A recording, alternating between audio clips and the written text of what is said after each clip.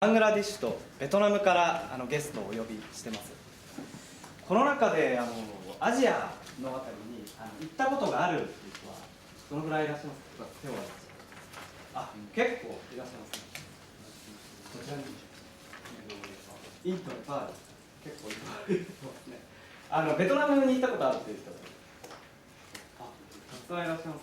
バングラディッシュ、ぼっち僕はインドとネパール、あとはインドネシア、あとはマレーシアに行ったことあるんですけど、あの辺の熱気っていうのはすごいですよね。これから一気に伸びていくんだっていう人々の生活のエネルギーがすごく感じられたのを覚えてます。でもまさかビジネスのフィールドでこんな革命が起こってるっていうのは、僕は今日のプレゼンをリハーサルで聞くまでは全然知りませんでした。勉強不足ですごく刺激的なプレゼンテーションなので、皆さんも楽しみに聞いてください。すいません、僕の役は紹介でした。はい、では初めの事例なんですが、マイクロファイナンスを軸に活動するバングラディッシュ最大の NGO でBRACというところがあります。そのBRACとの共同事例ということで、お話しいただきます。講演者はバングラディッシュからいらっしゃいましたmPowerソーシャルエンタープライズ創始者兼 CEO ミドル・チョウドゥリ、皆さん拍手でお迎えください。お願いします。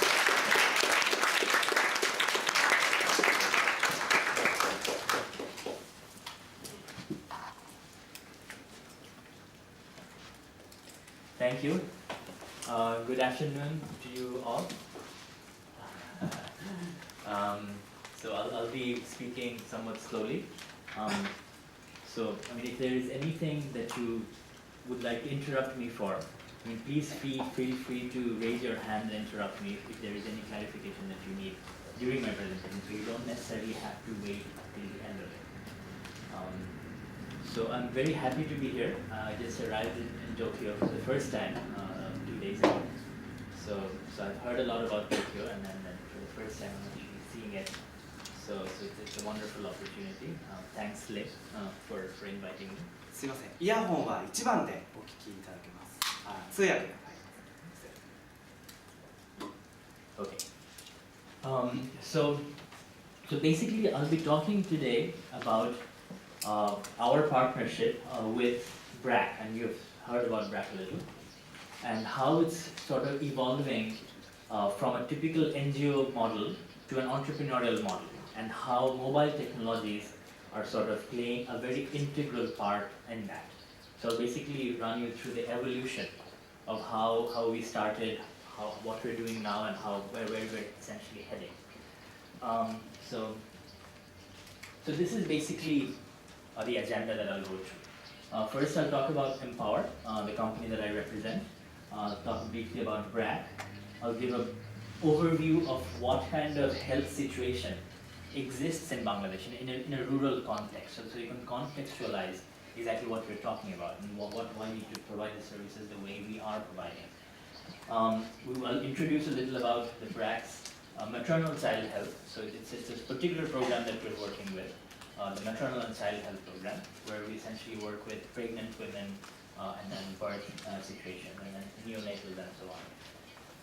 And then we'll talk about how mobile technologies was basically incorporated and why it was incorporated in the BRAC's health program, and how we are moving into an entrepreneurial model on the basis of the introduction of technology, and then open up for discussion. So briefly about mPower. So we are essentially a social enterprise, and we work with development organizations, so mainly NGOs, governments, and so on. And then what we essentially do is we design systems for them, optimal systems for them, which incorporates the use of technologies, because when they were traditionally designed, they did not really incorporate use of technologies as much. So what we essentially do is design optimal information flows within an organization, and also develop the technology around it to make that possible. And mPower Health is essentially a kind of a subsidiary of that, where we are doing more or less the same thing, where we're essentially trying to connect community health workers, who are essentially field forces on the ground, with doctors who are sitting remotely in a city. So the basic problem in a rural setting of a developing country is that you don't get doctors to go into rural areas. So you basically have to make use of whatever resources you have on the ground. And the resources that you have on the ground are generally community health workers, who are basically primary school graduates, or if you're lucky, high school graduates, with no medical training, with about a week's worth of just basic medical tools training. So they're the people that you have in abundance. So what we essentially do is connect this layer of community health workers with doctors in the cities and try to provide various kinds of health services. And that's basically what mPower Health does as a subsidiary of the broader mPower social enterprise. So we actually started as a class project, incidentally, and many of you I see here are young people, maybe some are students, some are young professionals. So this may be interesting to you, is that this concept of the company basically started as a class project at MIT, and eventually a group of graduate students from Harvard and MIT got together to create what was called Click Diagnostics then, and then it was renamed as mPower Social Enterprises later on. And so basically the revenue model that we roughly have, basically in phase one, that is the phase that we are now in, essentially comes from service fees from NGOs and governments that we work with. And so we essentially create value for them in creating that systems design, in providing the technology support, and we essentially get a chunk of the value that we create for these NGOs and governments. And we, in the second phase, what we would like to do, and we are basically in the initial stages of going to that phase, is we would like to get service fees from various stakeholders. And that is what I will get to during the end of the presentation, as an example of how we are essentially moving from the NGO and government revenue sources to multi-stakeholder revenue sources. So some initial recognitions that we got when we actually started our company. The first, the seed funding for the company was basically provided by the MIT 100K entrepreneurship competition, where we won in the development track in 2008. Then soon after, we actually won the runner-up prize in the USAID Global Development Challenge. Then we got awarded the Best New Innovation in Telemedicine at the World Health Congress, which was coincidentally awarded to us by Professor Yunus, the founder of Grameen Bank. And then we more recently got one of the top 5 social business ideas in Bangladesh, and this was actually awarded to us by the founder of BRAC, Sir Chowdhury. So a brief about BRAC. So you possibly already heard that the BRAC is a very entrepreneurial organization. That it's not the typical NGO that you see. It's the world's largest NGO, which is quite a feat by itself. It operates in about 11 countries. It's the biggest NGO in Bangladesh, obviously. It's the biggest NGO in Afghanistan. It's the biggest NGO size in Africa. So it's actually pretty large. And its approach to poverty alleviation is somewhat quite comprehensive, in the sense that it does not just focus on microfinance. It basically thinks that poverty is a very complex thing, and then poverty alleviation requires a complex approach, and not a simplistic one. So it basically has a very comprehensive approach, and it believes in the microfinance plus mechanism, in the sense that it does not think that just giving people access to finance is going to solve problems, as Diego was also basically talking about. That it focuses on training, it focuses on capacity building, it focuses on providing access to market through its various social enterprises. So that's basically what it does. And in the case of health, it actually has a very, very large community health program. It's so large that it actually has more community health workers than even the government. So you can imagine the scale at which a BRAC-like organization operates at. And that's something very unique about Bangladesh, where, and that's one of the reasons that a lot of innovations, social innovations, have actually happened in Bangladesh, because you have these large NGOs which can pilot innovations and then scale up rapidly without the help of the government, so to say, because they already have a huge infrastructure to begin with. So that is something that we are also banking upon. Anyway, so the BRAC mPower partnership on mHealth is that it's a joint partnership, and BRAC basically provides the human resource infrastructure on which this is built. the community health workers, the doctors, and everything in between.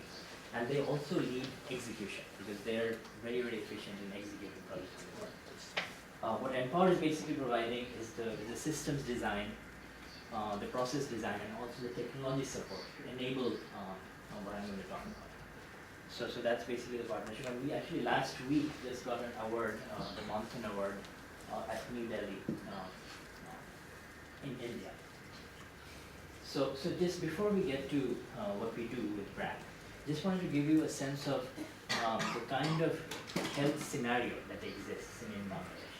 So a typical patient, the middle one is basically a patient that you see, and the kinds of options that a patient in a rural setting generally has. So the biggest option that they have is something called the village quack doctor, as they're called. And the reason that they're called quack doctors is that there are no doctors in any sense of the term. They call themselves doctors, but they're not doctors. They're basically primary school graduates, sometimes high school graduates, and they've basically developed an understanding of medicine by selling medicine over the years. So basically what they do is, so whenever people come to them, they're essentially a small owner of a small pharmacy store.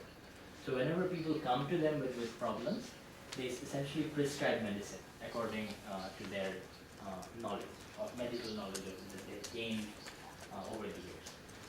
So that is the first line of defense that you generally have in a rural setting. The second line of defense is something called the faith healer, which is again another quite an exploitative mechanism in typical rural setting. And then what you have are the NGO health services, and you have the district or the government district hospitals, which are somewhat far from a typical rural setting. And the NGO health services are something that you get to. But again, the NGO health services are very vertical. They're not like a typical hospital where you have lots of health services. They're very vertical in the sense that like the BRAC's one is very much focused on maternal and child health care. So it's not a horizontal service, it's very vertical. So that's basically the options that you generally have in a rural setting. So the BRAC's maternal child health system in that particular scenario, what they're essentially trying to do is they've hired thousands of community health workers across the country who go from household to household during the pregnancy of a pregnant woman, and also after the birth of a child. So they do a monthly visit, and they enter patient information in a manual register. I mean, this is basically what used to happen before mHealth was introduced. mHealth is mobile health, before essentially mPower got involved with them. So this was the scenario before. And the supervisors of the community health workers who are a little more medically trained, but they're not doctors, who deal with more complex cases. And they also follow up on referrals that the community health workers make. And the doctors have a very reactive and passive role. I mean, used to have, in the sense that they would essentially wait at a branch office and essentially wait for an emergency call or a phone call, and then they would react. So until they are called upon, they didn't really have too much of a role. So it was a very reactive role that they had.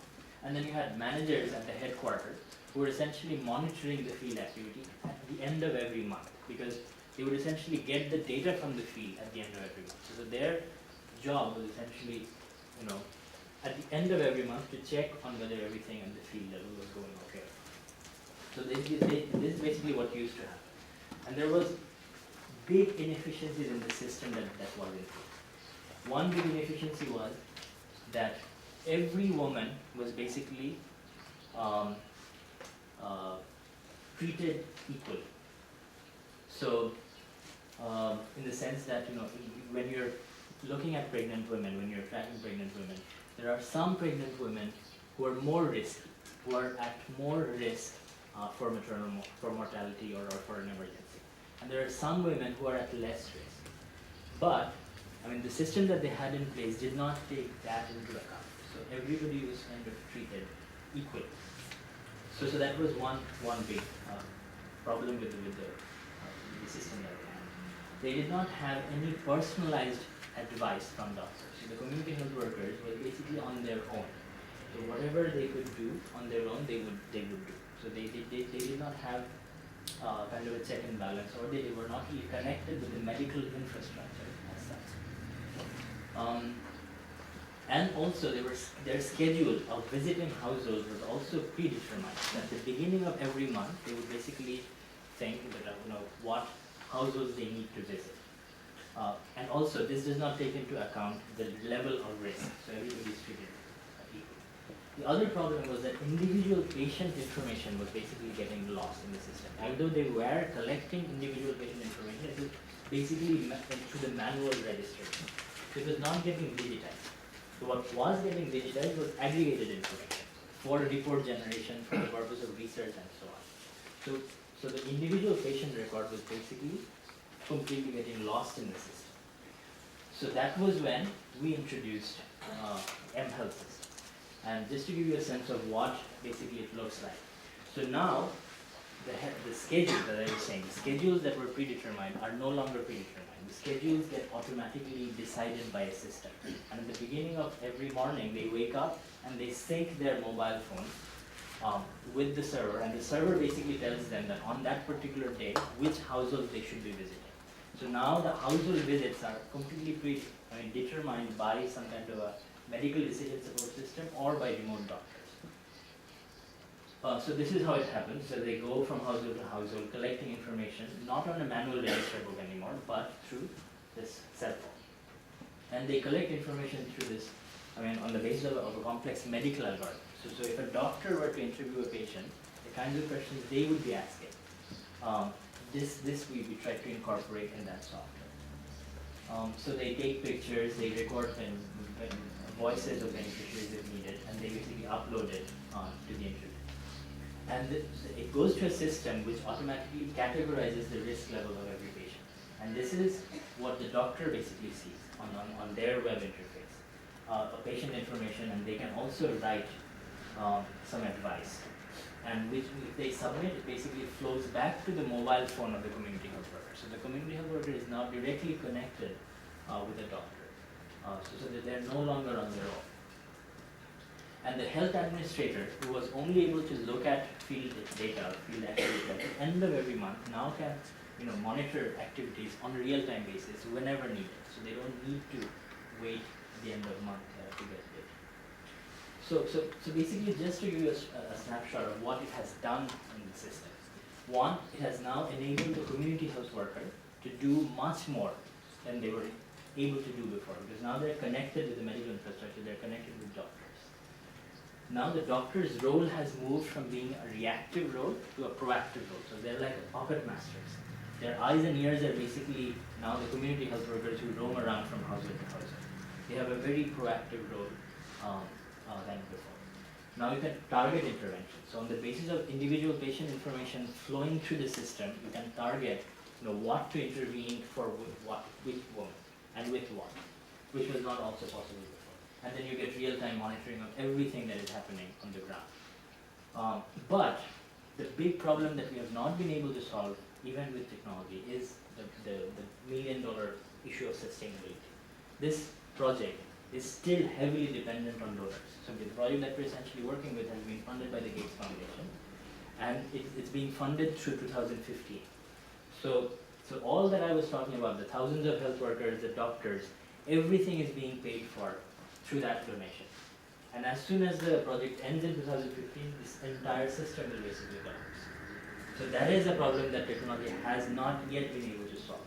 Now this is what we are essentially doing to try to get to the next level, where we're trying to turn our donor-dependent model into more of an entrepreneurial model. And the way we're essentially trying to go about it is this. So we're essentially in the process of turning a community health worker to a community health entrepreneur, who basically takes a microfinance loan and then gets their training to become a community health worker, and then buys equipment such as the mobile phones, the medical equipment, the blood pressure, the sugar testing, so just several point of care tests that they need. And they get a small payment, a nominal payment for the services that they provide at the household level from the beneficiaries themselves.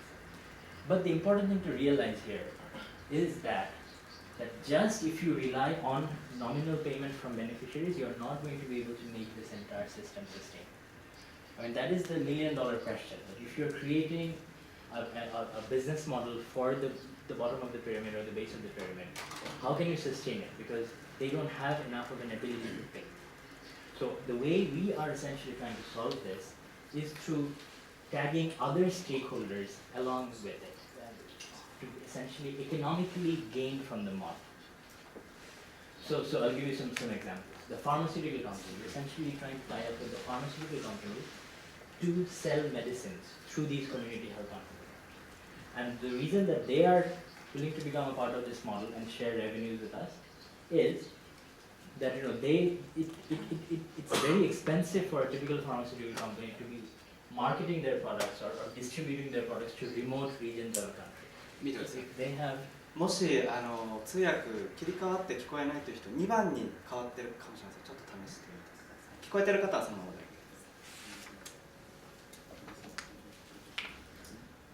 So, yeah, pretty cool. Should I continue? So again, wait a minute. I was talking about the pharmaceutical company. So why would pharmaceutical company want to become a part of this model? Because, I mean, basically they save money if they use the community health entrepreneurs to distribute their products to remote areas of the country. The governments, donors, health organizations, if they were to collect health statistics data about a community, it's a very expensive effort. But if you're talking about the community health entrepreneur, I mean, because they're already collecting data. So if they collect some more data, I mean they can collect more data at a very marginal cost. So they can collect a lot of data for the governments and health organizations and donors who are willing to get access to health statistics. So that's another source of revenue. The other source of revenue is the telecom companies, where if you really look at it, the entire work of the community health entrepreneur is based on data usage, data upload and download. So if this model grows, then the business of the telecom companies also grows. So they also have an economic incentive to put money into this model so that this model grows. So basically this is essentially the multi-stakeholder entrepreneurial model that we're moving towards, taking into account that only revenue from the beneficiaries will not often make a BOP business model sustainable. And the phase 3, the phase after that, would be to essentially add on more even non-health services. So far we've been thinking about just health services. But we also want to put in non-health services. Suppose, I mean, if you have a health worker, going from household to household, they can provide various kinds of services. They can sell various kinds of products, like sandals, like toothpaste, like whatever, like shampoo or whatever. I mean, so they can basically sell products that are targeted specifically for the BOP market. But often, I mean, products that are targeted specifically for the BOP market does not make a lot of money because the distribution is very expensive. So if you have a distribution channel in place, then you're basically solving that problem, because that is one of the biggest problems that you have. The distribution itself is so expensive that it does not make economic sense anymore. So that is something that this model is essentially trying to solve. Then you can also do surveys for corporations. Suppose a toothpaste company wants to know the toothpaste buying behavior of a particular community. Now that simple question can be a very expensive response. But if you use the model, I mean the infrastructure that you already have in place, it's a win-win situation for both.